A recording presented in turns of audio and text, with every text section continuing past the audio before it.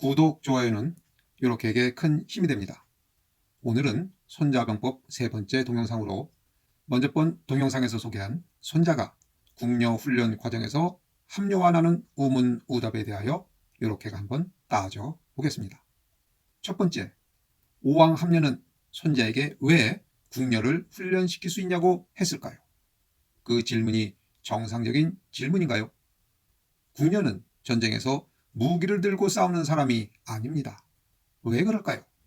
당시에는 무거운 무기를 들고 전쟁을 해야 하는데 여자 군인이 남자 군인을 상대로 싸우면 이길 확률이 아주 낮다는 것을 너도 알고 나도 알기 때문입니다. 그런데 왜 그런 질문을 했을까요? 재미삼아 그랬나요? 아니면 궁녀를 실험 대상으로 삼은 것인가요? 아니면 아무 생각 없이 그냥 해본 것인가요? 그런데 이런 어리석은 질문에 대하여 손자는 할 수 있다라고 대답했습니다. 손자는 아마도 예상 밖의 질문에 당황했을 겁니다. 그래서 손자가 어리석은 대답을 했습니다. 우문우답의 결과는 무엇인가요? 손자는 요행히 목숨을 건졌지만 합녀는 총애하는 2명의 궁녀를 잃어버리고 가장 딱한 것은 대장궁녀 2명이 억울하게, 아니 얼떨결에 죽었다는 것입니다. 명령을 내리면 불 속에라도 뛰어들어가도록 훈련받은 궁녀들은 어떻게 되었나요? 오나라 궁녀 부대가 전쟁에 나가 공을 세웠다는 이야기를 들어보셨나요? 그냥 합녀 앞에서 보여주고 쇼에 동원된 178명의 궁녀 부대는 그 자리에서 해산되었을 뿐입니다. 이게 뭡니까? 그럼 왜 궁녀 부대는 해산되었을까요? 무거운 무기로 전쟁을 하던 시기에는 궁녀를 아무리 훈련시켜도 남자 군대와 싸우면 불리할 수밖에 없지요. 전쟁이 발발했을 때 불 속에라도 뛰어들려면 뛰어드는, 즉 명령에 복종하는 군인은 불 속에 뛰어들 수는 있어도 그것만으로 전쟁에서 승리를 거둘 수는 없지요.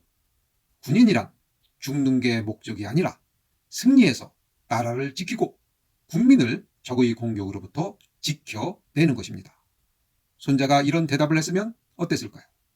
궁녀가 아니라 남자로 구성된 오합지졸을 강력한 군대로 만들어 보겠다고 제안했다면 어땠을까요? 손자의 능력을 보여주는 진검승부가 펼쳐졌을 것입니다. 만화 공포의 유행구단처럼 오합지졸을 최강의 정예부대로 만들어 전공을 올려야 손자답지 않았을까요? 궁녀를 훈련시킨 손자연병 이야기는 위대한 손자병법을 저술한 손자를 대표하기에는 부족한 내용으로 보입니다. 사마천도 손자에 대하여 알려진 것이 적어서 손자연병이라는 이야기를 기록한 것 아닌가 생각해 봅니다. 두 번째로 따져볼 것은 손자가 합녀의 명령을 어긴 이유는 무엇일까요?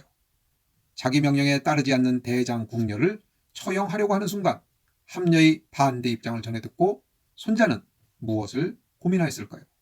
만일 대장 궁녀를 처형하지 않는다면 손자의 명령이 먹혀들지 않을 것이고 궁녀를 명령에 복종하는 여군으로 훈련시키지는 못했을 것입니다.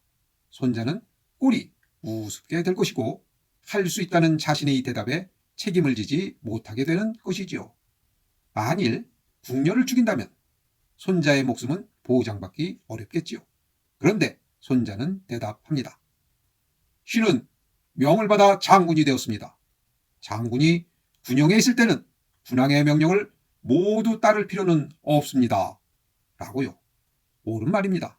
그러나 법 위에 왕이 군림하는 시대에 손자의 대답은 죽음을 자초하는 꼴이죠. 이 일을 어찌하면 좋겠습니까? 손자는 생사의 갈림길에서 고민합니다. 당시 오나라는 인접나라와 전쟁 상태였기 때문에 유능하다고 인정받는 장군을 쉽게 처형하지 못할 것이라고 손자는 판단했을 겁니다. 손자는 목숨을 건 승부수를 던졌고 운 좋게도 단지 오왕 합녀가 상심한 것으로 마무리됩니다. 오늘 방송은 여기까지 하겠습니다. 다음 동영상에서는 21세기에 왜 여군이 늘어나는지 한번 따져 보겠습니다. 감사합니다. 이렇게 했습니다.